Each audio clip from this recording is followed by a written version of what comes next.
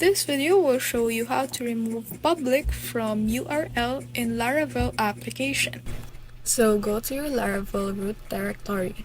Cut everything inside the public folder except htaccess and index.php and paste it into the root folder.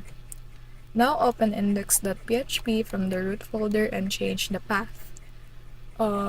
Replace the vendor autoload php with require dir vendor without the double dots autoload php, and app is equal to require once with app is equals to require underscore once, and dir bootstrap app.php without the double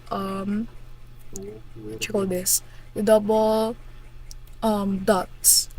Next is to update. Make sure the htaccess file from public is in your root folder too. This helps route everything correctly. And that's it. You've removed public from your Laravel URL.